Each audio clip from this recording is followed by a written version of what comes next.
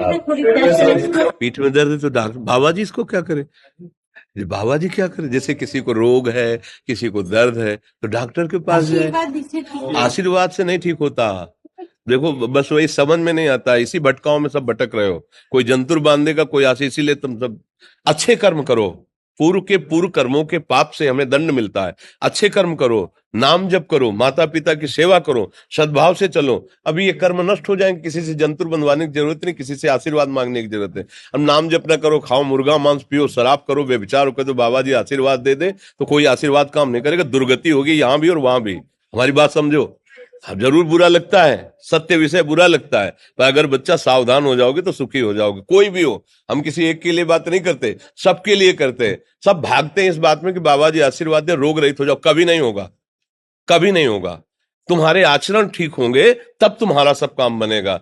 हाँ देखो ना, खा रहे हैं जीवों को उबाल उबाल करके मांस, पी रहे हैं शराब, कर रहे हैं बेविचार, बुद्धि भ्रष्ट होगी और नष्ट होना पड़ेगा, क्योंकि आचरण गलत है। कोई आशीर्वाद किसी का काम नहीं करेगा।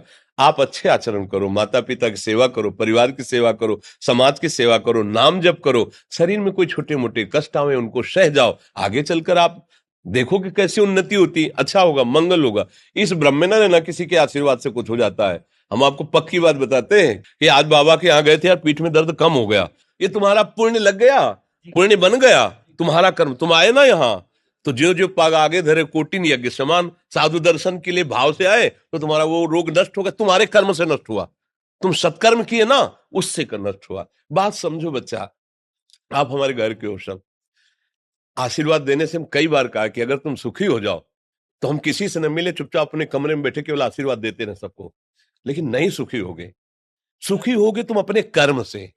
को न काहू के सुख दुख कर दाता, और निज कृत कर्म भोग सुन भ्राता। हे भाई, अपने कर्म का भोग ही आपको भोगना पड़ेगा। कोई भी तुम्हारे कर्म को नहीं मिटा सकता, एकमात्र भगवान। एकमात्र भगवान, मेरी बात मान लेना। उनकी शरण में और नाम जप करो, सब ठीक हो जाएगा।